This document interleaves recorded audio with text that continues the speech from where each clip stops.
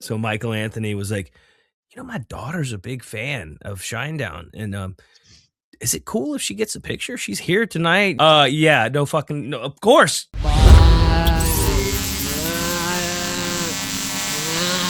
All right, before we begin, let's thank our great sponsors, and we've got some good sponsors. Now, remember, if you would like to be a part of the process, I would love to have a conversation with you. Sponsoring the BPX, the Bailey Podcast Exchange, just reach out to me via jasonbailey.com. Let's start. Inspect All Pest Services. Inspect All Pest Services, providing the highest quality termite, pest, and wildlife control. That's not all they do. Inspect All can take care of your insulation, your pressure washing, your gutter maintenance, and other home services. They're in the Metro Atlanta and the surrounding areas. InspectAllServices.com. Also, thanks to Inspect All Pest Services for sponsoring all of our guests on the BPX. The Mad Dog, Manny Aurora with the Aurora Law Firm, theauroralawfirm.com. Best damn defense attorney in the land. He litigates all over the United States, based out of Georgia. Criminal defense, white-collar crime, DUI, drug offenses, appeals, and more. theauroralawfirm.com. And if you have a legal question for the Mad Dog when he visits the BS, please go to jasonbailey.com and get that to me now. It's Ridgeline Counseling with Dr. David Markwell. If you need help, get help. He's got 10 therapists who work with him there at Ridgeline Counseling, 3 different locations in the state of Georgia, one across from Sprayberry High School in Sandy Plains, in East Cobb, Marietta right there near the square, and McKaysville outside of Blue Ridge. But if you're not in those areas and you still need help from the best in the business, that'd be Dr. David Markwell with Ridgeline Counseling. He does virtual sessions, which are extremely helpful, and you can set that appointment up at markwelltherapy.com. Alternate Power Solutions of Georgia, family owned and operated. They are a Generac generator dealer, offering sales, service, installation, and repair of automatic home standby and portable generators. And each and every one of you, 2 peers, when you become a customer, you get an upgraded warranty, free monitoring with a service contract, offering flexible financing, semi-annual and annual service contracts for existing installations and warranty repair. They have an A+ rating with the BBB, and you pay nothing until the job is complete, and you, the customer, are very, very happy. Call or request a free home assessment. You can go online, poweringgeorgia.com, or you can call 770-853-7571. Don't forget, use the discount code Bailey, and you get $500 off your entire installation. Servicing Georgia and Tennessee. MVP Walk-In Tub and Shower of Atlanta. Beautiful, affordable bathing solutions. MVP Walk-In Tub and Shower. They're a local family-owned and operated company committed to enhancing your bathroom experience in Metro Atlanta. They provide high-quality, safe, and affordable walk-in tubs and showers, focusing solely on installations that elevate your home's comfort and accessibility. They service all of Atlanta, Georgia. Like I said, family-owned and operated, no commission sales guys. There's no hassle when you deal with MVP Walk-In Tub and Shower of Atlanta. No high-pressure tactics. Go to their website and see the work that they're doing. Gen Xers, having them parents finally move in, and you're going to help them out, and you got to redo all that. Don't do it yourself. Go with the best in the business. These are the pros. MVPWalk-ins.com. Or you can call 404-493-6888. Mention the BPX, get $2,000 off. Again, mention the Bailey Podcast Exchange, BPX, or any of the shows, and you will receive $2,000 off from MVP Walk-In Tub and Shower of Atlanta. Alive Ozone Therapy Spa, Central Florida's first and only ozone therapy spa, administering ozone therapy or activated oxygen therapy non-invasively through what is called the Hocket sauna. Also offering red light therapy, halo therapy, pressotherapy, PEMF, as well as naturally in-house made ozone-infused products online, like that magnesium butter. AliveOzoneTherapySpa.com to book your appointment or to shop all of the products for Alive Ozone Therapy Spa, as well as the brand new Alive Ozone Therapy Spa app. If you are an Apple user, go into your app store and just search Alive Ozone Therapy Spa. If you're an Android user, search Alive Ozone Therapy Spa, order and book online. Again, if you are a business and you want the BPX, the Bailey Podcast Exchange, to help your brand, there's so much more than just advertising when it comes to this world. I'd like to have that conversation with you. Reach out to me, please, via jasonbailey.com, and let's chat. With that being said, let's begin. I think we should do a podcast about rock and roll. And that's what stories.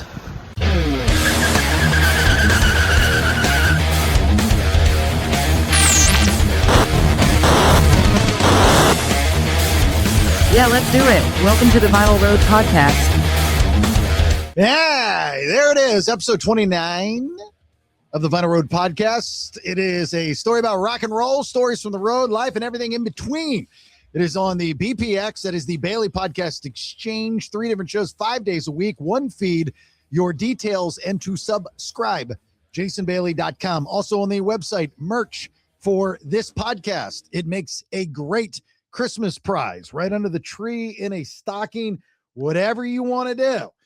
Can you imagine giving a Vinyl Road t-shirt, hat, shorts, bag, pillow, sticker, cell phone case, you name it, to someone you love this holiday season? And right now, there are all kinds of deals going on, like up to 40% off, $16 t-shirts, all kinds of good shit on jasonbailey.com. Sign up for the newsletter, check out our sponsors, and follow us on all social medias. All right, thanks for being here.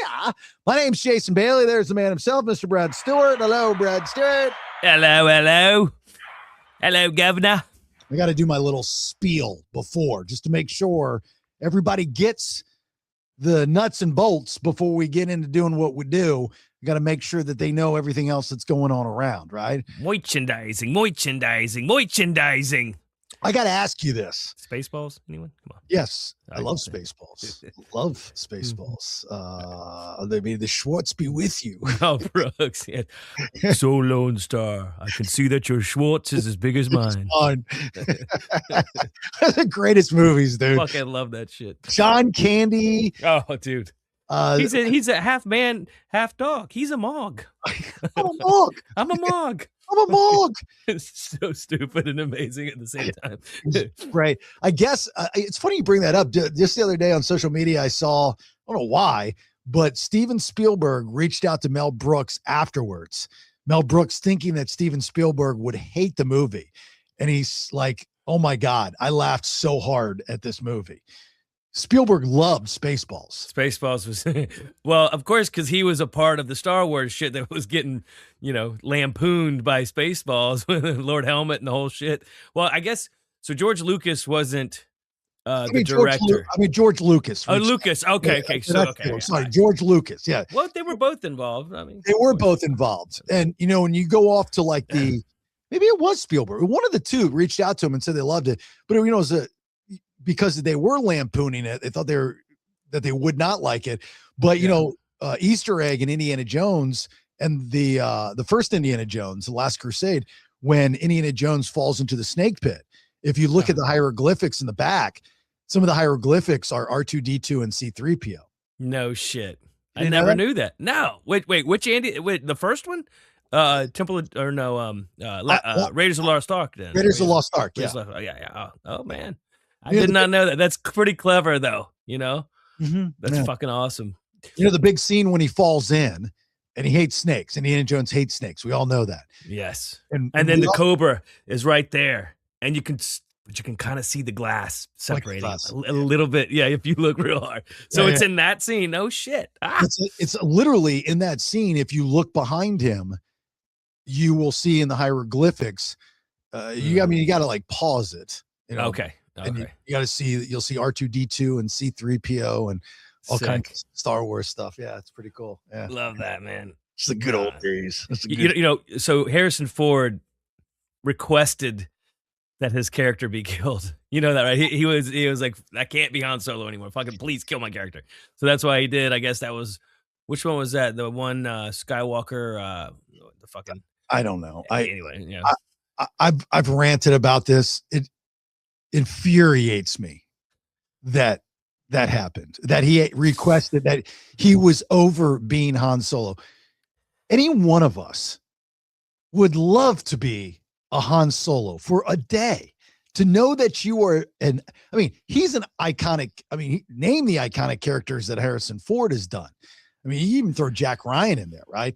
But like I would give my right nut to be known as Han Solo. Like, that's the guy that played Han Solo. Like, yes. Shit, man. The thing was, so Mark Hamill, he was Luke Skywalker, but that was it. Like, he didn't have another role that like he could hold on, like cling to, like he never really, it's like the Karate Kid, like, fucking Ralph Macchio he's always the Karate Kid. He couldn't escape that shit. But like, Harrison Ford's a hell of an actor. He was Indiana Jones, like you said, Jack. He was a bunch of different things. I mean, he was able to escape. He'd break out of that being typecast as, oh no, he has to be like a Han Solo type person. Mark Hamill still to this day, I mean, he embraces the shit out of being Luke Skywalker. He better. That's it, man. It's all he's got. I look, bless his heart, man. There was a late night. It was Adam McKay was the guest, and Kristen Bell was sitting in for like a Kimmel or something. And she was talking, or she had Adam McKay tell this story. Adam McKay, of course, from a lot of the, Jason Segel, Seth Rogen, and those guys and those comedies and stuff like that. Anchorman, I think, too, right? Wasn't he part of Anchorman? The whole thing? Yeah. He part of that comedy troupe, yeah. And he tells a story about like when he was a kid, he had written a letter to Mark Hamill inviting him to his birthday party. He was like 6 years old or something like that. He didn't show. So Kristen Bell does this big setup of asking for the story. Adam McKay allegedly doesn't know, which I actually believe he did not know what the surprise was. So as he's telling the story, you hear the Star Wars music hit, and they show backstage this figure, and then a lightsaber comes up, and then this figure comes out to the crowd, and it was Mark Hamill coming out to greet Adam McKay. Dude, like, very cool. That's fucking awesome, dude. I love that. That's cool, man. That's really cool. Of course, he had no idea. No idea. And here's the best part. And, like even with you guys, right? Like with musicians, rock stars, is, you have a fan base and you're on stage, you're the alpha, and you see the fans. You appreciate your fans, but there are many fans in one of you. I'm not trying to break this down on how you handle the fans or this and this and this and that, but every time a fan is going to meet their, I don't want to say hero, but somebody that they respect, a musician, this and this and that, they're going to remember that for the rest of their lives. The fan maybe sometimes then goes, well, who is it that they meet that they have that same feeling? So you see an Adam McKay, which is a very high level celebrity. I don't think he acts like one. I've interviewed him a couple times. He's a very nice guy, very down to earth, very humble. But when you see somebody on that level meet a Mark Hamill who he idolizes, I love that stuff. I absolutely like football players that after the game, they go out there and they ask a player like from the opposing team, hey man, my kid's a huge fan of yours. Can I get your jersey? Yeah. Oh yeah, that's cool. It's cool when when we did the Van Halen tour many years ago in 2004. So Michael Anthony was like, my daughter's a big fan of Shinedown, and is it cool if she gets a picture? She's here tonight. We were playing, I guess, and I'm like, yeah, no, of course, where is she? Bring her over, and like that was surreal. Like you're asking us for some shit like that. Like usually we're like, hey, is it cool? I know the tour is over now, but like, can we get them to sign a couple things? Yeah, just leave it out. They'll sign whatever you put out. No, so he was asking us. Yeah, that was cool. And then he's like, yeah, he was like, she was more stoked about you guys, seeing you guys than watching us play. Watching you. Oh, yeah. Okay, that's cool. I took that as a huge compliment. Honestly, that was awesome. I would too. And you obviously remember that to this day. And that's kind of, everyone, not everyone, but a majority of people say and think that like Howard Stern is the best interviewer of all time. Obviously he's very good at what he does, yes. But with you as a radio guy, if you look at the formatics, it's not a word, but you know what I mean, of an interview, he does everything that you're not supposed to do. For the most part, does everything against the rules of what radio and interviewers and what you're not supposed to do, but they find ways to put him over and doing it. I'm not saying he's a bad interviewer, but I'm going to tell you what, in my opinion, makes Howard Stern a great interviewer. Has nothing to do with necessarily the questions or the content. It's because most of the time he's as big, if not bigger than the guest that he's talking to, but he talks to him like he's a fan. Mm-hmm. And he does not get enough credit for this. And, all the talking heads don't talk about this, but when you talk to a guest, You don't have to mark out for them, like overdose of marking out, but respect them and talk to them as a fan, because then now you're asking questions that's going to satisfy the audience. You're asking questions that the audience wants to ask. You know what I mean? Yeah, That's what absolutely. makes a great interviewer. I think sometimes too, though, he'll push. I mean, sometimes, most of the time, yes, he does that, but he's very well informed of their history and some of the things they've been through, Oh, yeah. and he will find though the one thing that they may not really want to talk about, but he will sort of massage it in a way and keep getting information out of them that most people probably would have never gotten out of that person. I think about back to the the Fred Durst thing with Britney and our buddy Paco sitting next to him. Did you ever see this interview with On that? Yeah, Stern? on Stern. Yeah, and he's pressing Fred to say that he did it or not, and Fred won't answer him, but he goes, "Paco, what happened?" And so he goes to our guy Paco, guy from Jack's Beach. He was like their security, did stuff for the band and everything for Biscuit, and he's like, "It happened." That's all he said. He's like, "You're a man of few words, Paco," and he goes, "Yeah, it happened."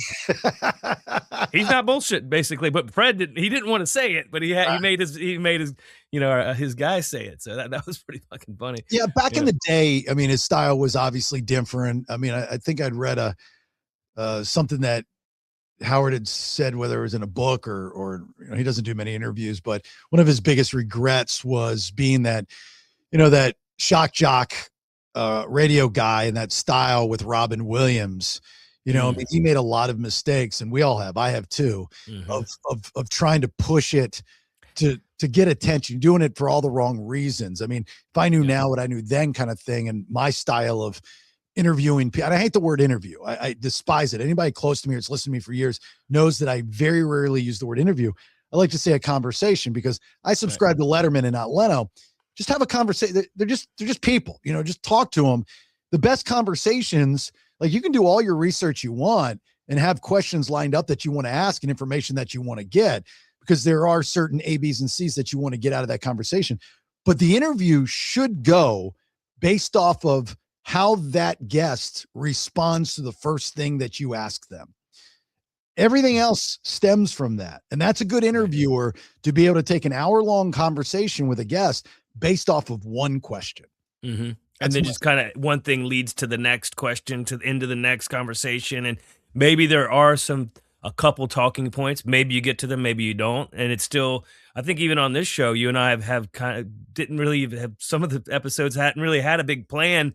And those have been the best ones. I mean, if it, so it's not so like, not that it was ever scripted, but it was a little bit more like, hey, let's just see where it takes us, instead of like having some like rigid structure to it, Absolutely. Yeah. It drives me insane when I see these different podcasts and, they're sitting there and they're reading off their cards, they're reading off their cards, and it's like, next question, and nothing kind of flows. That drives me insane, Or they have a guy in their ear. Hey, ask him this next. Oh yeah. Hey, pull this up, see what he says, and it's like very unnatural. It's Leno was the worst. Leno was the absolute worst interviewer. Letterman, on the other hand, he's a broadcaster at heart. I mean, he's a radio guy. Yeah. He would talk to him based off of their body language, and his power of silence was absolutely ingenious. I always tell people the most powerful word in the English language is silence, because you put a big pause after any. Man, I got to tell you, and I got to tell you right now, that last night, I can't believe that I fell asleep. So dramatic. Yes. It's very dramatic. There's actually a book called The Power of Silence. Pretty good book. So it's a thing. Go back to the beginning of this conversation, when we were talking about kind of the old school stuff and whatnot. I've got to tell you, well, because I called you when I was there. I forgot about this. So I go to this thrift con. And if you listen to the BS earlier this week, I talked about this thrift con in Orlando, Florida, and it was just thrifting, right? Thrifting. My idea of thrifting is you buy secondhand things for extremely inexpensive. It's cheap. What I learned is that's not the case. That they're reselling these vintage concert t-shirts. Just one thing, for example, because we were looking for some for my son. Nirvana, $2,000. Alice in Chains, $1,400. Metallica, $1,200. Vintage, and they're not all concert tees either. Like, they're just older. When I say old, I'm talking about from the 90s or whatnot, even early 2000s t-shirts that maybe you bought at Sam Goody or Peaches or wherever that you would shop, Camelot. Absolutely mind-blowing. Are you familiar with this world? A little bit, but it would be more like when you go to, like, it wasn't like a convention, and that sounds very organized to me. It's like some of these spots you go into, like, like say where the rock club is, and there's a vintage or there's a record store, and they might have some vintage stuff like that, which I always dig that. But a lot of times the thrift stores, though, man, you gotta dig, bro. I mean, you gotta go in there, and to find a gem like that, it's like someone already has found it. So to go to a convention where someone's already done the work for you, but now you got to pay the price. Yeah. So I mean, that's. So I had a couple problems with this. One, the thrifting crew is kind of like that anti-capitalism crew. Yeah. This is capitalism on steroids. So you're all are hypocrites. That was the first issue I had. The second issue I had is there's no like blue book. There's no price guide. No. Right. So how are you, there was a Kurt Cobain Memoriam t-shirt. It was white, his face, black lettering, year born, year died. $2,000. That's not a concert t-shirt. They did not sell that at a concert. It's just a t-shirt, whether maybe it's a limited release, who knows? But how are you selling it for $2,000? It's in, it's people will pay that, man. Or maybe there's some room for negotiation with some of that stuff. I would hope. It's kind of like eBay, you put a bid on it. Hey, I'll tell you what, how about we go 1,500 on that one? I mean, that is a cool thing to have, though, because obviously, I mean, as time goes on, it's going to keep going up in value. Oh, yeah. I mean, absolutely, it's an investment at that point. And if you're a big fan, you put it in a shadow box or a case, and don't fuck with it for however long, or just put it up so you have it. It's a keepsake. It's a cool thing to have. Well, I hate to make you seem old, but after going to this thrift con and learning that there's value in concert tees from the 90s and early 2000s, do you have any original Shine Down concert t-shirts? I think I talked to somebody on socials about this. The original, our only shirt that we had, like in the very beginning, had 245s on it, and they were crossed. And my buddy Rich, his print shop printed them here in Jacksonville, and that shirt was like the only, because whenever you tour around, if you're the first band of 4 on an arena tour or something, you get one shirt and one CD. You got like only like very limited stuff. So it would be interesting to see who still has those shirts. I think I still have one. I'd have to dig for it. I have a box of Shine Down stuff, but did you see any early like Leave a Whisper type stuff? Or Us and Them, like first couple records type tees? Because I do remember there was a couple shirts that we hated that people bought the shit out of, and we were like, that shirt sells. We were like, when they first, because as time went on with the band, right? We actually had a merch person that gave a shit, and people actually making designs for us. It wasn't us going, hey, I know a guy that's got a print shop. We'll just figure some shit out and have him do it for us. So they'd run the designs by us. And this one design was, it just said SD in like red, and then it said Shine Down or something. Do you know the shirt I'm talking about? I had the shirt. Yes. No shit. I don't still have it, but I had. Oh, you had the shirt. Okay. But one thing I will say, from where we were on stage, you could see that shirt from anywhere somebody was sitting. Yeah.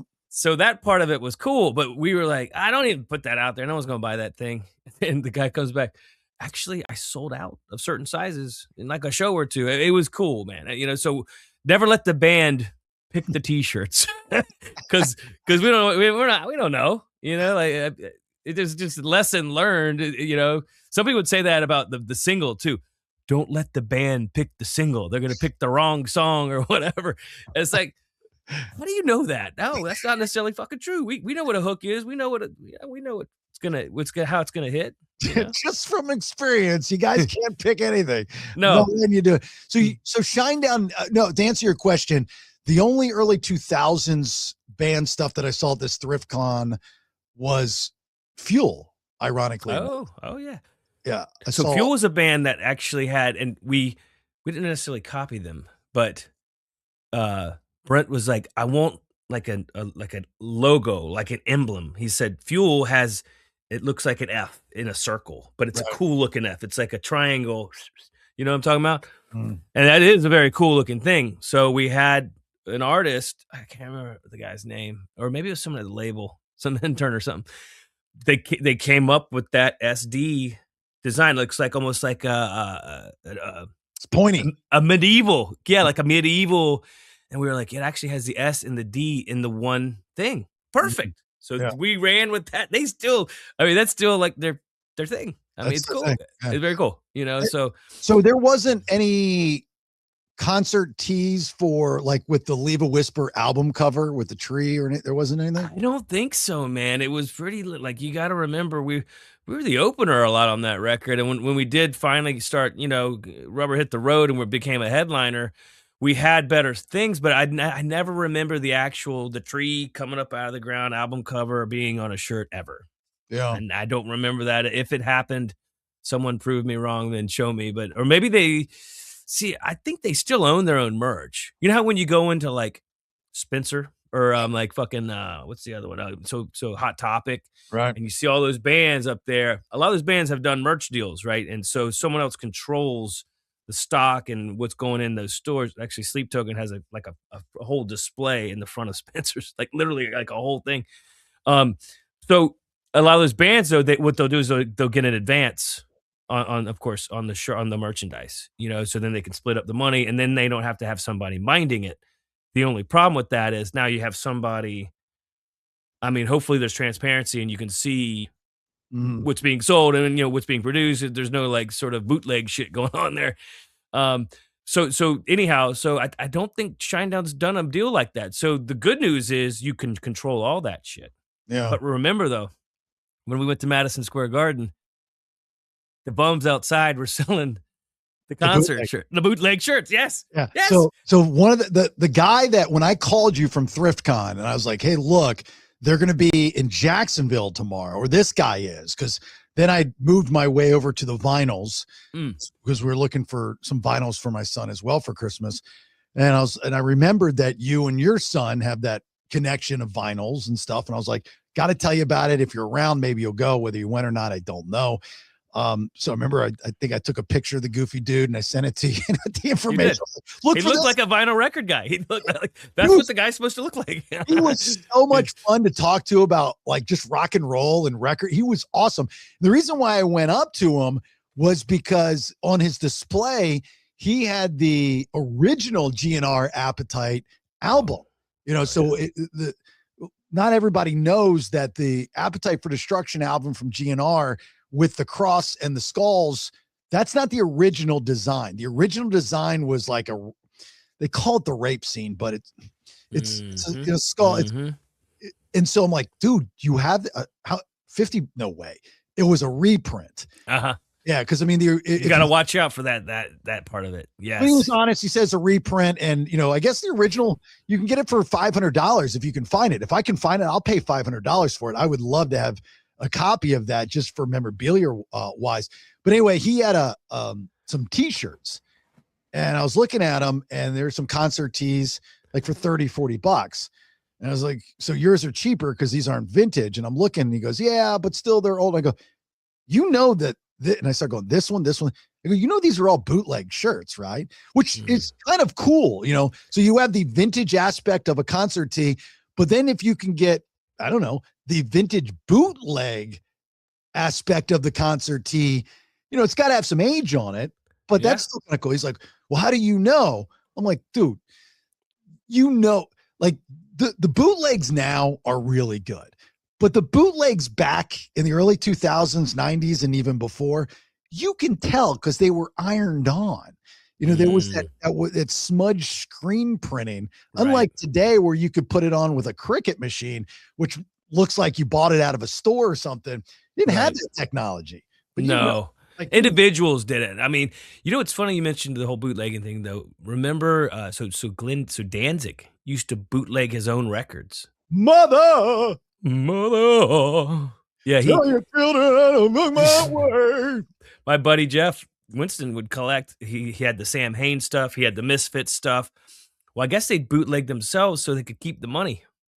That's brilliant. So because then of course the record company, you get say the record was worth $10, you might get 20 cents of that or something. I mean, obviously there's cost involved and there's all that's built into, and there's, wholesale price, all that bullshit that's built in, but you bootleg it yourself, you keep the $10 minus however much it was to press the record, right? I mean, and do the artwork and stuff. But I used to think that was, and he could tell though.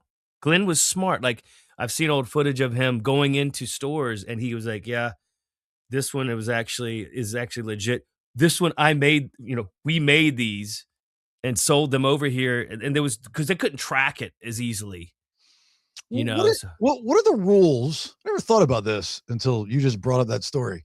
What are the rules with any musician that's a part of a band that wants to do something? Let's say that you were to go into your home studio, record, one of the many songs that you've written that's never been released or hand it to anybody, and then just put it out on Spotify and sell it. Can you do that, or are you under contract like with Saliva? No. Like could Bobby or Brent do any of that stuff? Yeah, it's like the old thing with, so Taylor Swift, people like that, they, when they were on Big Machine, so when you do a record with a label, they own the master recording. So they actually own the recording. So if you go re-record the song with somebody else and put it out on your own, as long as you pay the writers and the proper people, you can do that. I mean, obviously she had to split with her label and then do that. Obviously, or her contract had to end or whatever had to happen. No, I'm just talking about there's no heat with the label. There's no issues. She's off tour. She's bored and she just goes in and records something and releases it. And the money that, and she gets millions and millions of downloads if we're taking Taylor Swift and she just pockets that money. Is that how that works? I mean, can she do that? So let me see if I can answer this properly. So if you're Shinedown, you can't call it Shinedown, but you could put it out as Brent Smith or whoever is in the band. Like Eric Bass did his own record. He doesn't owe the Atlantic Records any of that money. I wouldn't imagine. He could have done his own deal. Now maybe he got. See, it's tricky though, because depending on the contract, if you appear on somebody's records, you have to, as a performer. Mm-hmm. Now, I don't know how that works on your own record. That's a really good question, though. I don't know if you had to get permission from Atlanta. You know how you see, like in the liner notes, back when people read liner notes, it would say, so-and-so appears courtesy of Virgin Records. So he had to get permission, say Lenny Kravitz or somebody who was on Virgin Records, appears courtesy of Virgin Records, meaning they allowed him to go be on someone else's record because now that's their artist. But if he's on another recording with someone else that they didn't sanction or they're not going to make any money on, that's kind of a different position for them to be in. You know what I mean? But so I guess what I'm asking, coming from the radio side of things is, the big radio companies keep you under lock and key. They don't want you to do anything outside of what they can control and monetize. Correct. One thing that drove me insane about working for corporate radio, because I wanted, especially now with the internet and being able to do all these things, they wanted to own your brand and everything and control it and this and that. And it became a very charcoal gray area. So I guess what I'm asking is if you're part of a band, whether it's Saliva, Shinedown, whatever the case may be, and just one day you're like, hey, I want to start a podcast and I want to monetize it. And I'm going to talk about the band and all the things that we're doing, but nobody else is going to get a cut of that. Mm-hmm. Same thing with the song, just saying, hey, you know what? I'm bored. I've got this song in my head. It's not good for the band. I'm just going to do it on acoustic and then release it. And I'll keep all the money. It's my bank account that's tied into it. Can you do that?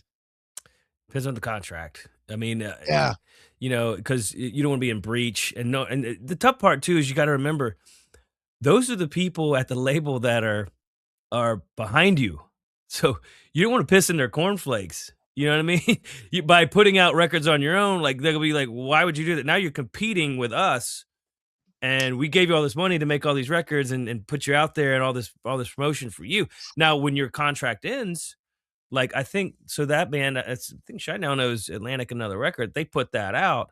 Now they can go get a whole nother deal, and it kind of works like this too. If you go to Europe and put records out in Europe, you might have a separate deal. Now this would have to be obviously too part of your deal with Atlantic for them to allow you to put records out that's not under their umbrella overseas, because now so that's another reason why they wanted to keep the band in, so they could, no, we want to break you in America because we make all the money in America.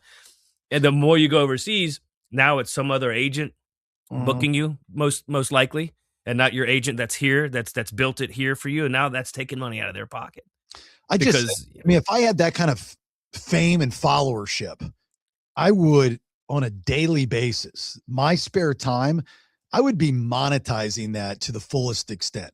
I mean, I would come up with all kinds of, I would have a podcast. I would do all these different things I know there's only so much time in a day and everybody's really busy. I get it. But when you have 1 million plus followers and you can monetize that on all these social platforms, I mean, you got to think people like The Rock make more just off of his social media than 90% of Americans make in a lifetime.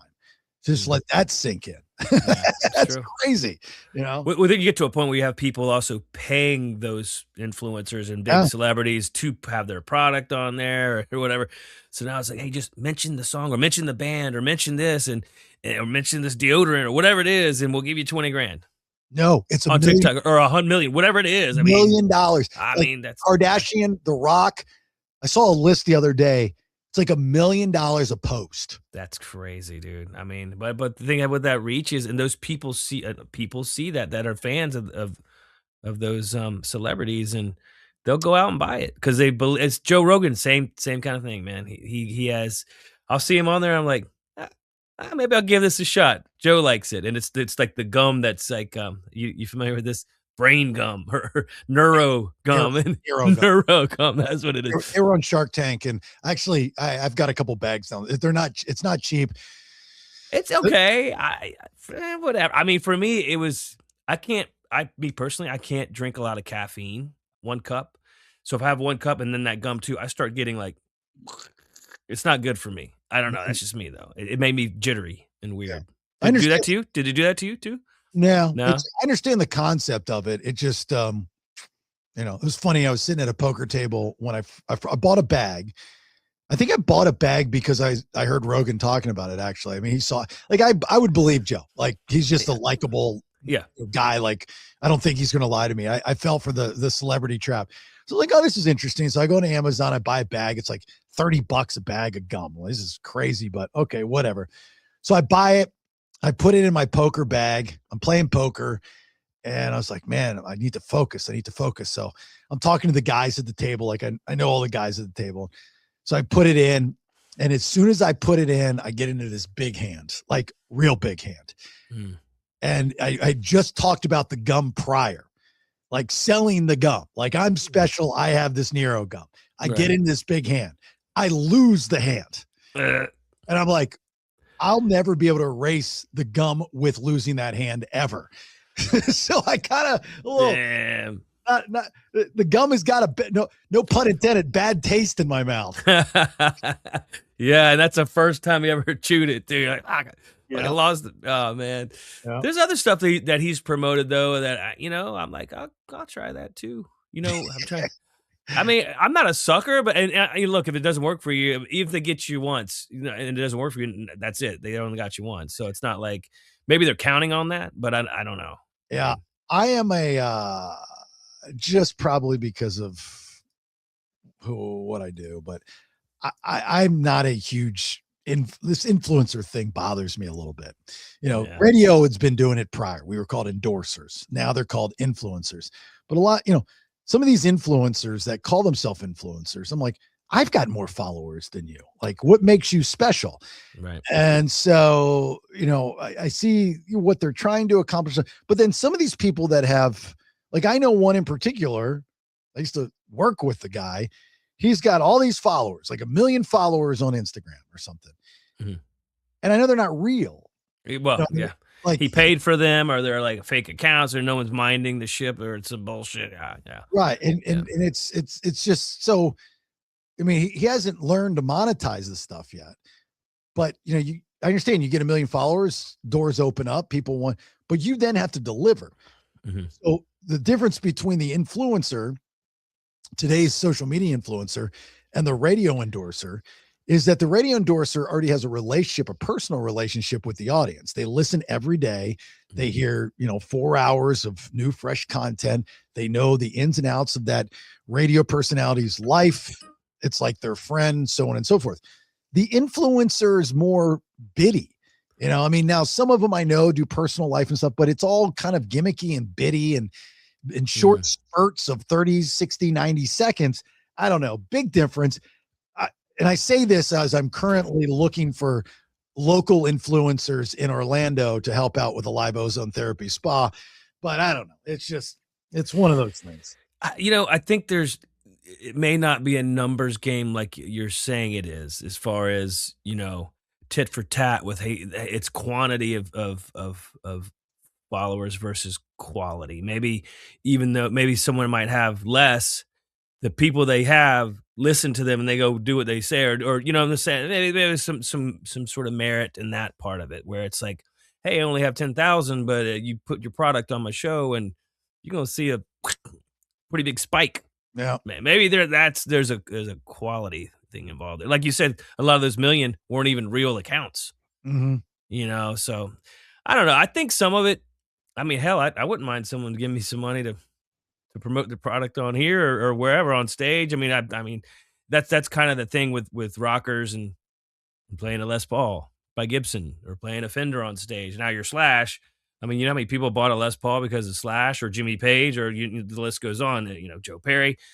I mean, it's one of those things. And, it's kind of been a little bit squeezed more than it used to be. It used to be there was more of a middle class. You could be more of a middle class sort of rocker you're still playing for a lot of people and they'd give you free instruments. Now they're like, I don't know.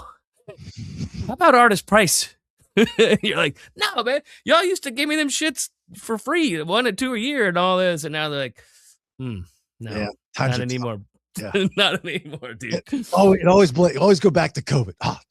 After COVID, everything's always COVID's fault. We had to thin the herd. Yeah. Going back to the vintage concert t-shirts, would you like to guess who sits atop the heap for t-shirt resale value? What band? It's actual like a band. It is a band, and you definitely know the band. Has to be Nirvana. You already mentioned them. No, Nirvana's second, but Nirvana's second. Iron Maiden. No, not Iron Maiden. That's a good guess. They had great art. I loved Eddie and all. They're You're almost there with what you just said. Metallica. No, with what you just said. You just said the first part of the band's name. Eddie Money. No, you don't even know what you said. Pearl Jam. Yep. Eddie Vedder. You just said the first part of their name. You just said that they're starts with a G. GNR. No, it's not bad. It's great. Great White. Great, yeah, right. Great. I'm kidding. No. Grateful Dead is. Oh man. So they like it was homemade shit though, wasn't it? Like tie-dye stuff? Is that why? I have no idea. The band's Panther t-shirt sits atop the list as a shirt with the most resale value, with the study noting that purchasing an original version of the shirt can set you back up to, you want to guess how much? 20 grand. No, not that much. $2,750. All right. I mean, so here's the thing with these vintage t-shirts and these resales. Again, there's no blue book to them, but they're extremely overpriced, but they're still priced at a point where you're like, I can scrounge up enough money and justify it somehow in your head. It's weird how it works, because I've been thinking about this a lot. You go, okay, here's a shirt that technically retails for $1, $5. That's really how much you should pay for it. But for some reason, somebody somehow made the market for vintage t-shirts. Ridiculous. So they're selling that Panther Grateful Dead t-shirt now for $2,750. The markup is insane. Man, I have an old Fleetwood Mac shirt, dude, with the penguin on it. Do you know the one? Google it. Like go online, eBay. This is what one of the guys told me. Said go on eBay and see what they've sold for. Not what they're selling for, but what they sold for. Okay. And then you'll get an idea of how much it's worth. But here's the thing. Well, let me go through the next one. Okay, so you got Nirvana, which comes in second. The most expensive band t-shirt is the group's In Utero long sleeve tee. That's going for up to $2,000. The band's black, blue, and purple Sliver Tour tee from 92 that came in number 10 at $1,200. Then you have Bjork. 3 t-shirts in the top 10 for Bjork. Wow. Believe it or not. Soundgarden's 89's Louder Than Love tee. That's cool. $1,400. Metallica's 96 Load tee, $1,250. So, and then you got the Chili Peppers, Earth, Wind and Fire, Outkast, Green Day, GNR, Paul McCartney, Kanye West, Pearl Jam, and Extension. I guess extension. Triple X with 3 X's though. Yeah. I see it. Yeah.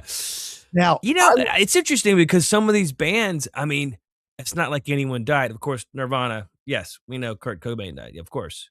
But like Outkast, they're all still around. I mean, GNR, they're all still around. Cornell's dead. Yes. Well, I mean, and this is Paul McCartney. They're not Beatles, so yeah. I mean, of course, Soundgarden's going to be, or Audio Slave, but it's not really direct because sometimes with vinyl records, of course, like I was just in Charleston, South Carolina, and they had the reggae section. They had Jimmy Cliff records, and I was like, do you know Jimmy? Jimmy Cliff? Of course, fucking love Jimmy Cliff, dude. So I was like, is he still alive? And at the time, he was still alive, and I did not buy. And this was like original press shit. This was not like a reissue or any of that kind of business.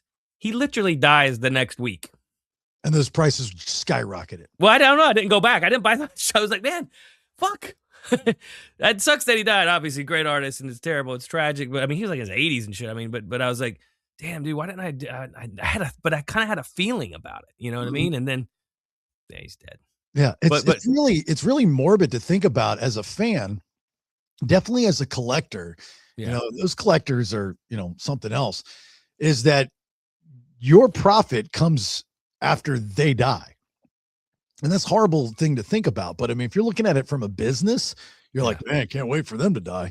That kind of thing, because everything just skyrockets after that in price wise. I mean, look at Spotify plays for bands, artists, songs after the artist dies, when let's say they haven't been relevant in years, it just what television does. I mean, look at the horrible, unfortunate situation that just happened with Rob Reiner and his wife, where, they arrested the son, Nick, for slitting their throats. Fucking stabbed them too, or he slit their throats? Is that the latest? Throats. That's what. Well, I don't know. By the time this comes out, all as I know as of right now, he slit their. Well, he's being allegedly slit their. He's the person of interest. But my point is that you look on TV and you see all these Rob Reiner films. Yeah. Or things that Rob Reiner was in, because for some reason in the human brain and our psyche, it's human nature to gravitate towards that, whether you're listening to the song or you're watching it on television. Have you noticed lately? And TV does this. It's very tricky and subconsciously clever. When there's something going on in the world, they will play certain movies that cater. Have you noticed, like, when you go to your streaming channels, that you start to see Deep Impact and Armageddon, that Atlas Comet's still out there? I mean, weird little things like that. The Rob Reiner stuff starts to pop up. Just And it's weird.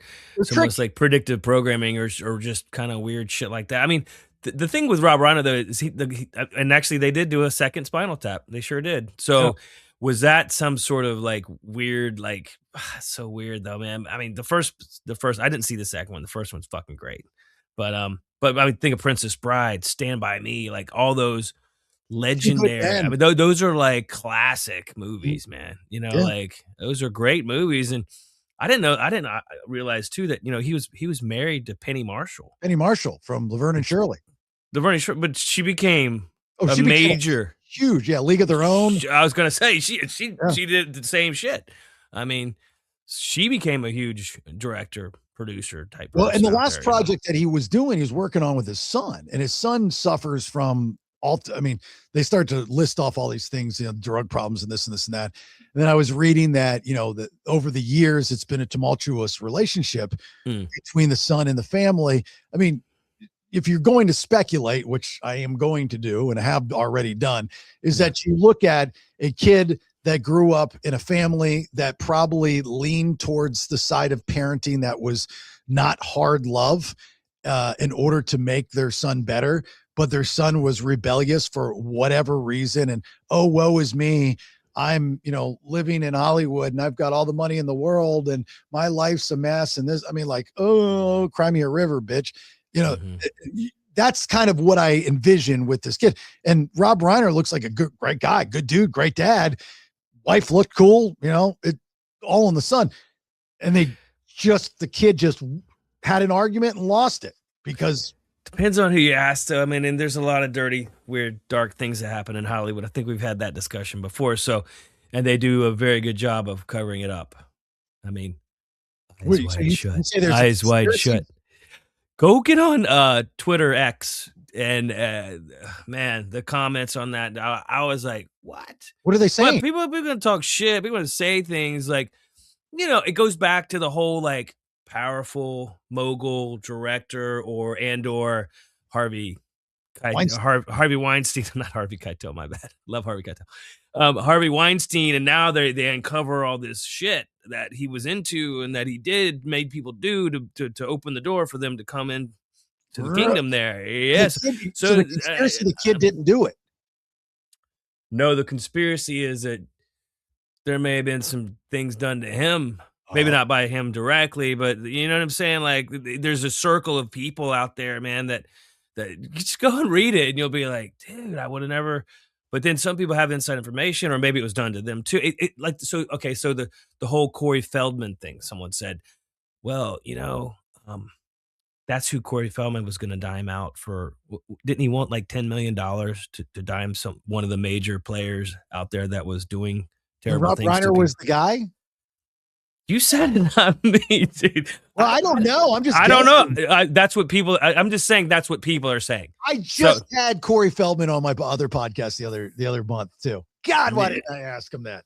Yeah, he remember he had that whole thing where think about like Macaulay Culkin and that whole thing, man. That dude moved to France. He said, "Fuck this." Like, I'm not going to be in fucking Hollywood anymore as a child actor. And then there's some the thing that happened to the little girl from Poltergeist. Yeah. You asked Macaulay Culkin about that, and the guy said the fucking guy came in on the set and was wearing shoes made of human leather, and that was allegedly her skin. What? You know that story? Come on, man. No. What kind of conspiracy person are you? Well, the conspiracy with Poltergeist is that the curse, and she died because of the curse of illness. Or did they make that up to cover it up that she didn't want to play ball with them for another movie or whatever it was? I mean, I'm not saying these things are true.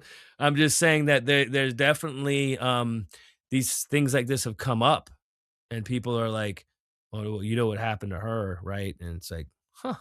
Well, I definitely believe that there's something more to the Charlie Kirk shooting. Yeah, I don't believe that some 20-year-old GameStop generation kid with a sniper rifle was able to take out Charlie Kirk. I don't believe that at all. Did they ever even produce footage of the shots being fired? Because the whole thing is there's cameras everywhere, right? Did you see that thing I sent to you?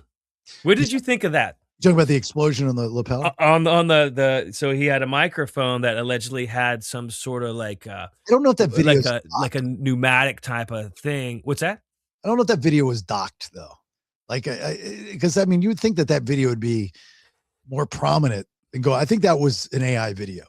You know, they were able to sync it out to the guy that grabbed his arm, and he kept. It was like baseball signs and stuff, and then the one guy went behind him right after it happened and like pulled the device out. That shit.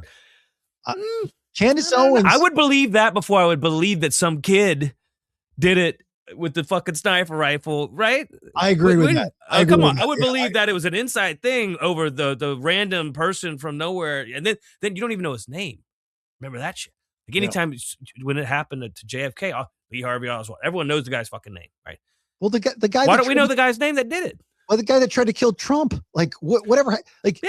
Why don't we know his name? Assassination on a sitting U.S. president. I don't care how you vote.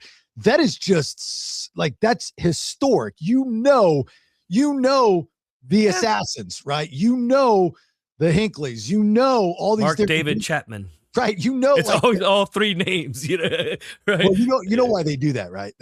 Why it's all three names? Why? Is because especially generic names like Mark Chapman, they want to make sure that it's the right one. It's the right one. Yeah. Yeah. So like when you see in the news three names, people tend to believe like, man, every bad guy out there's got three names. Billy Bob Thornton, Billy Bob Jean, Mary Lou Retton, you know, like it's all three. No, everybody's got three names. The news and the media will call them by all three names. So the Mark James. But what about Jack Ruby? He killed the guy that killed the guy, and they just still called him Jack Ruby. They didn't say Jack, Jack Michael Ruby. He was. But he was a gangster. Now all that shit, dude, man. I know you're a JFK guy. Mm-hmm. So, dude, man. Yeah. I sat in a studio when we were doing our show in Atlanta with Clint Ford, one of the security detail for JFK that day. You know, he's written a book. You want to talk about, I believe that's his name, Clint Ford. You want to talk about one of the most mind-blowing, compelling conversations. If I just were, unfortunately, I was working. He did an okay job that day, but my co-host is dumb. But if I would have had that guy by myself for an hour, oh my God! But it's still, I mean, you're talking about a guy that was there. You know, and we ran like, you don't want to spend too much time on the conspiracies. You want to talk about the other stuff, but you have to go there. A conspiracy that I learned just not that long ago about JFK was the driver. Yeah. The car. Yeah. Because he turned this way. So the Zapruder film doesn't show that. And what about the tree that's floating? Because they edited it and the tree didn't make it in the edit. And right. so he allegedly, so of course, Bill, Behold a Pale Horse, William Cooper, are you familiar with the book, Behold a Pale Horse? No. Dude, you got it. So he's even look it up on Instagram. There's clips of him talking because he went out and spoke about this shit. And, he shot it out with the police. They killed him, basically. And some very unusual circumstances. They came to his house and like cornered him, tried to arrest him for some shit he didn't do, and they ended up shooting him. Anyway, so he actually has the real, because he was former like intelligence person and he had clearance, right? So he actually he has the film of the driver over the shoulder, and he's like, it was a pneumatic, so it was like a gas weapon. It didn't make a sound. It was like, kind of like a nail gun or something. It was that kind of thing. So, and it, I guess it had some sort of poison that when it went into the president's brain, it fucked his brain up. So that's why they said they switched the brains. You're familiar with all that business too, right? Okay. It's still missing to this day. Yes. So it had what was it in there? Look it up. But so Behold a Pale Horse, William Cooper, or Bill Cooper, look up and you'll see him talking about all these things. And you're like, wow, it is compelling. It is something else, because he's like, that's why Jackie is trying to get out of the car, because the driver is the one that just did the deed, and she's scared he's going to shoot her next. And she just didn't say anything. She couldn't say They anything. were like they were surrounded by Secret Service people their whole lives, even after that. So what is she gonna dime them out? They go kill her, like so. She had to keep that a secret. Have I ever told you that my uncles were on detail for JFK's kids? Oh no. Yeah, Wow. so there's sometimes, if you run across old footage, and this is how I found out about it. When I was a kid, my uncles were still alive. So both my uncles who passed away, but they are former military, served in Korea, and then became law enforcement. And I don't even know their whole story, but I know that they became U.S. Marshals. And both of them had job detail for the kids. And so there's that one video of JFK and Jackie walking out. I forget which building it was. It wasn't the White House. And then they have the kids and they're holding hands, and it's this old grainy footage, and you see my uncles in the back. And this is well before streaming and stuff like this. And I'm a kid, and my mom and I are watching. My mother had always been a big JFK fan, and she didn't even, or she knew, and she just didn't talk about stuff like. And we're watching this. She goes, "Oh, there's Bud and Bill. They're your uncles." And I look quickly, and I had to, thank God, because then it was gone and never be seen again. And I have never even seen the footage again. Crazy, though. Wow. Can you imagine if my uncles were still alive today? The stories that they tell. Like, I remember in high school, I was doing like my senior thesis on JFK, actually, ironically enough. And my other uncle served in the Navy, and he told me this story like it was no big deal, that when he was stationed in Hawaii at Pearl Harbor, that JFK would roll up on his yacht and Marilyn Monroe would be with him all the time. And they would see this. But in those days, obviously, no cell phones or TMZ, but you just were like, hey, look, that's the man's business. That's the man's business. It's not for me to judge or say anything. I mean, JFK would walk openly with Marilyn Monroe, and people would leave him alone. Yeah. Crazy. That's the whole thing with the controversy behind her death. I mean, it seemed a little bit like, right? Interesting. She's may have been seen with the president a few too many times, and maybe Jackie O's behind all of it, where she could was. Be. She was had a powerful from a powerful family for sure. Yeah. So, but yeah, anyway, man. You got your rock and roll and you got your conspiracies all in one episode. And I think we did a good job of tying it all together. I do want to end with this, and this is probably the most important thing out of anything that we could have discussed in this episode. Saliva News 2025. I guess you're pretty much done. Nothing more to do. 2026. Do we have anything yet? No. Well, okay. No we have a show that was added with Buck Cherry on the 3rd of January in Texas City, Texas. I think it's a new venue. But yeah, we have the show coming up on Sunday with Lit and Fuel and Quiet Riot. Oh, Quiet Riot's, but yes. Who sings for Quiet Riot? I don't know, man. And I think we might actually be playing before them, which I was like, okay, whatever. I don't make the lineup, but so and then we had the two I think I told everyone about coming up in Missouri and in Oklahoma before the end of the year. And so now I've seen one show besides the Rockville and the Sonic Temple dates, besides those for next year.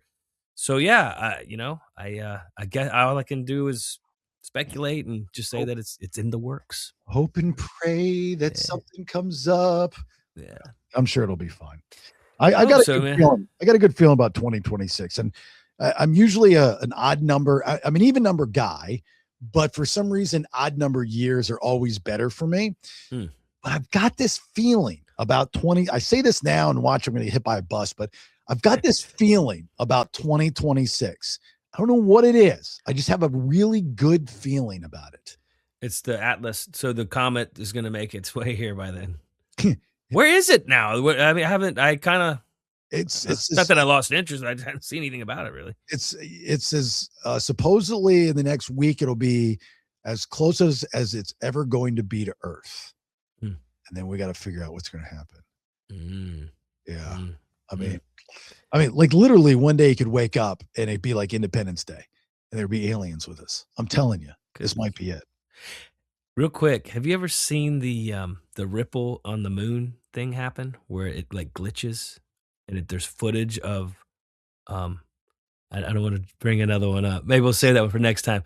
But there's actually shows because a lot of people speculate and of course say that the moon is basically a hologram or it's a reflection of the Earth, and you can see the continents and how they op.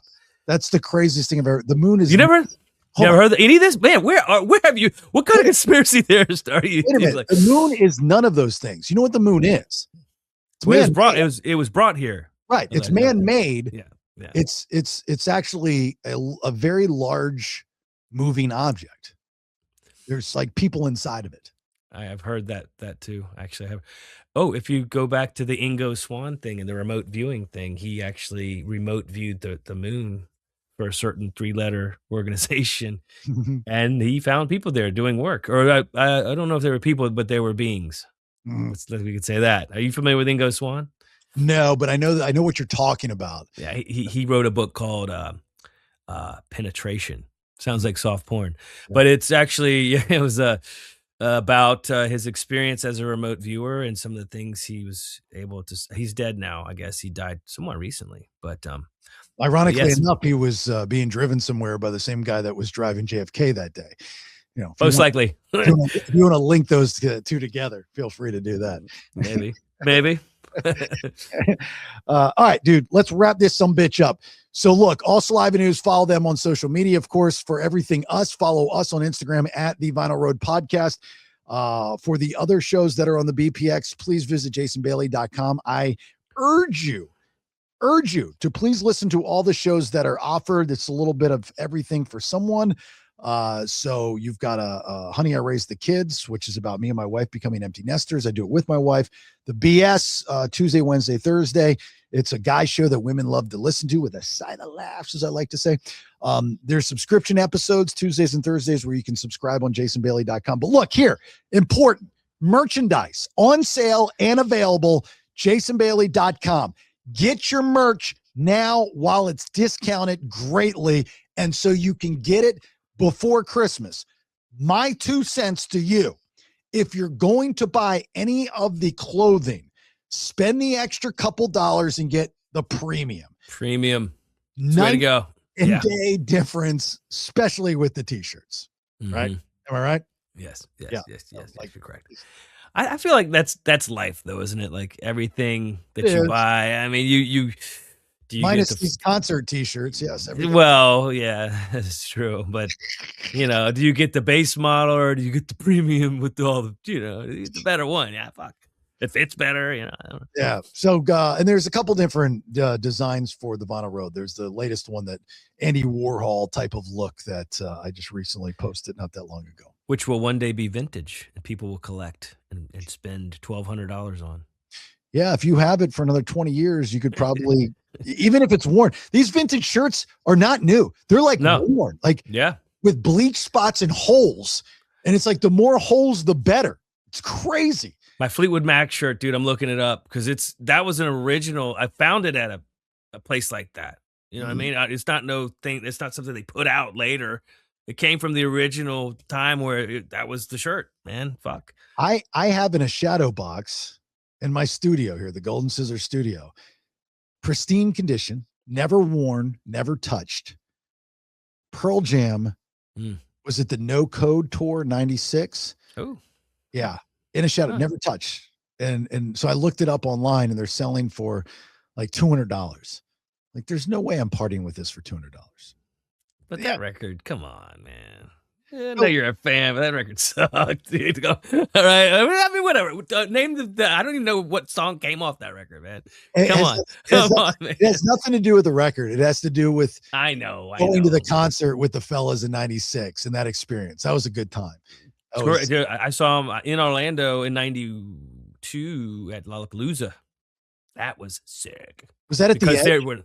No, it was Lollapalooza. So it was at the fairgrounds down there, kind of. So you go over like the little bridge there and you go right, kind of not to Church Street Station yet. And then you go right. And then there's that, I don't think it was Citrus Bowl? No, it was outdoor and it was so Soundgarden was there and like Pearl Jam was like I think L7. Like it was that those bands. And then the next year, 93 was the Tool, Rage Against the Machine, you know, so like, so yeah, I mean, I just got out of high school, dude, 92. And we my buddy had a freaking VW van, one of those, you know, buses. That's badass. And I remember we used to have to push the thing and he'd kick it into gear and the fucking thing spilled oil. I mean, it was one of those operations, but hey, that's man. badass, dude. That's really, really badass. All right. So that's all the information. Look, we're going to take a week off. So next week we're going to celebrate the holidays, enjoy our families, and then we'll be back the week after. I think that will then be the new year, right? I think the following week is the new year. I don't know. Either way, we appreciate everything. This has been a lot of fun. I mean, we are on episode 29, so we're just beginning. So again, 2026 is good. Tell a friend. All of our social media, please like, share, follow, including Brad's personal, my personal, the shows, and all the shows on the BPX. All right. Brother man, you got anything before we get out? It's like the end of a yoga class. Yeah. Namaste. Namaste. No, grateful for everyone listening in the Vinyl Roadies. And, you know, people do hit me up and they're like, hey, man, I like this past week. They're like, my buddy Adam from Wisconsin was like, you know, I love Smile Empty Soul, and I love Sean, and like I remember he remembered a certain situation that I think I was wearing the Smile Empty Soul shirt, or he was, or whatever, and we talked about the band way back, like when we were coming up in the Shinedown days, you know. So anyway, people do listen, and it's cool to know that they have their own stories, you know, and they like to see us bring on guests like that. Now Sean was great. I enjoyed that. Awesome. Yeah, that was awesome. Yeah. Do you still have that Smile Empty Soul shirt? I do actually. I was messing, you know, he gave that to me. Like I was like, I mean, we became bros. You know, like I told you, I wanted to hate on him, but he was too cool, man. And we became friends. But no, he's a good dude, man. He's good. That was the first time I mean, I don't know. I'm sure back in the day we had a run in, but that was the first time that, and thanks for the opportunity. Cause you know, you obviously brought him on the show, but that was the first time that got down to, you know, sit and talk with them. And I love when we have these guests on. I mean, these all come through you. And it makes it even better because of your relationship with them. I mean, I if I were interviewing them like on the BS, it would be radio guy, interview podcasty guy, and there would be somewhat of a wall that's up. I mean, I'd bring it down eventually, but when these guests come on because of your relationship with them, that wall's not existent. It's just not there. It's just, they're just coming on to bullshit with us. And it's so much fun. It seems like they're comfortable on here too. And we don't press them or we don't make them, you know, I think we handle them well. Like it's been like therapy sessions for a couple of them. They're like, man, I didn't realize that's what happened back then. And now I'm realizing it. And I feel better that I was able to say it and all this, you know, Scott Bartlett and all them. I think it's inspired some of them, like i.e. Scott Bartlett as well, like to do more social media in a podcasty type of fashion. Yeah. I've run across, I think a lot of things that are done on the BPX have inspired a few people over some time, and just recently a couple. So it would be nice for a data boy or a thank you publicly, but that's okay. I know when I see it, and I know where you're getting it from, but it's all good. You know, creativity is addicting. I get it. All right. So that's it, man. You got anything else? Just thank you. Namaste. Thank you all. Very grateful for all of you and supporting rock music and the musicians and people behind it, you know, and it takes an army to you know, to support this style of music. And unfortunately it hasn't really been, it not fallen out of favor, but it hasn't been exactly top of the list for these certain shows and things, but you know, it all ebbs and flows. You know, I think it's gonna, when, like I said the other day, when I saw the kids on the corner, like young folks wearing the shirts, I was like, okay. Just make sure that gives me hope, dude. That's fucking badass. If you're spending $2,000 on a vintage t-shirt, just make sure you know who the fucking band is and what they sing. Like, learn at least a song. You know, that's what bothers me the most. Yeah. When you're wearing a band and you're not familiar with the music. Just you got the Slayer shirt and someone's like, name me 2 songs from Slayer, and you can't name them and shit. No. Yeah, that's bad. I wanted to chase down the guy that paid $1,400 for the Alice in Chains shirt and be like, sing me Wood, motherfucker. Yeah. You know, Just sing me something. Give me a hook. Give me a line. Name me a band member. Something. I guarantee you couldn't do it.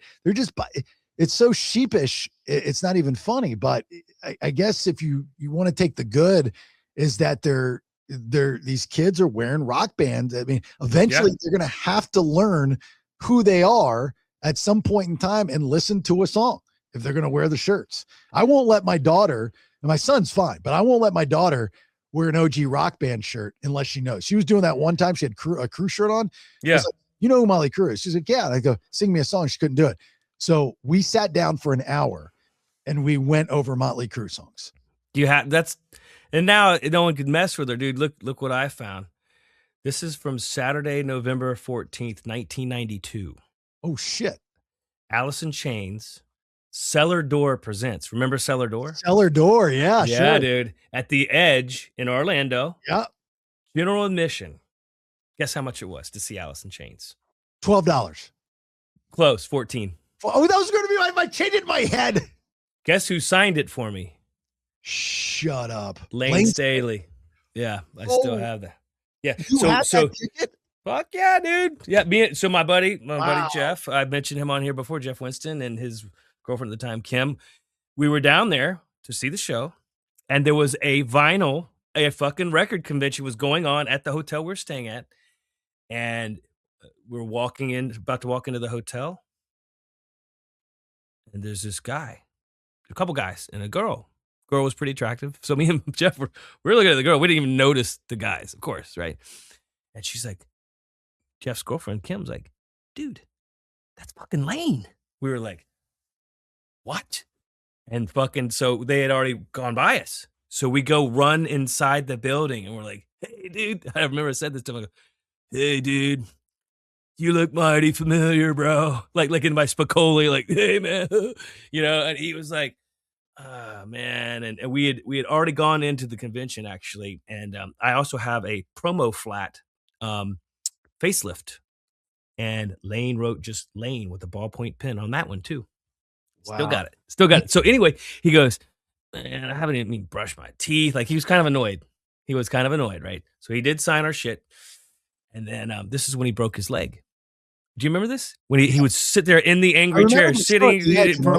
Yes. So anyhow, we see him again in the bathroom. And so actually we saw him again too, standing outside waiting for whoever's picking him up to take him to the venue. Then we see him again in the bathroom and he's like, you two again? We were like, sorry, dude, we keep bumping into you, but we're stoked. I mean, this was it's fucking Lane Staley. It was 1992. You got to imagine, dude, like, and it's on the Dirt Tour. I think it had to have been the Dirt Tour because I had seen him with Van Halen on the Facelift Tour in Jacksonville. So anyway, I still have the ticket stub.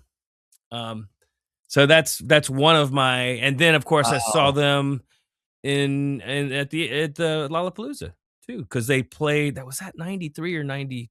Is it in safekeeping or do you just have it? Yeah, it's one of like I have like a bin where I keep all my stuff like that, dude. Okay, can we talk about this? Not having it in a bin and like actually putting it in some plastic. I need to frame it. Frame it in a shadow. I mean, put it in a safety deposit. Like if you let it out in the elements, it's going to yellow, deteriorate, and stuff like that. Can we take care of this, please, and preserve it? Please, can we put some effort into this? I know. It's awesome. A piece of history. I know. I would give you a significant amount of money for that. But the thing that bothers me about if I were to purchase that from you, which I know you'd never sell, is I don't have that story. The story is bigger than the ticket and the signature. Yes. Where they go kind of hand in hand. Like you have to have that story to go along with it. That's a great story, dude. Fantastic story. Yes. Awesome. Yes. I mean, I thought it was cool too that he just wrote Lane. Mm-hmm. He didn't do some fancy drawing on this bullshit, and it wasn't even in a Sharpie or nothing. I mean, I think that's all we had. We didn't even have a fucking Sharpie. I regret now. I mean, out of all the people that I've met and interviewed, I never was a big picture taker guy. Yeah, I never was a big autograph guy. Just never got that stuff. Like when I was decorating my studio, I had to literally go into like find files from years ago. Luckily I had some pictures and then get them printed at Walgreens. I didn't have them handy. Like I see some of these radio people that like somebody dies, and they have the photo up immediately. It's in their phone. I'm like, how did you find it so fast? I have none of that. Like my phone is filled with pictures of me and my family. That's about it. That's it. I don't have any of those pictures readily available.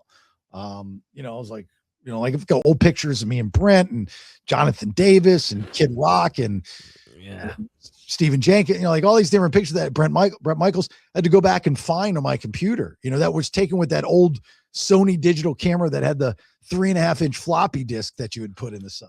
Remember those? Yeah. Yes. All right. Anyway, let's get out of here. All right. Look, happy holidays. Merry Christmas. We wish you well. Happy New Year. If you're going to be doing some drinking, and I understand it, I know you will, that's all fine and great, but do not get behind the wheel of a car if you've had too much to drink. I've lost way too many friends like that. And sure the shit don't be posting stuff on social media, or you will lose friends like that. JasonBailey.com. Get some merch. Enjoy yourselves. Until next time, we'll talk to you soon. Bye. I think we should do a podcast about rock and roll. I got some stories. That's it for this episode.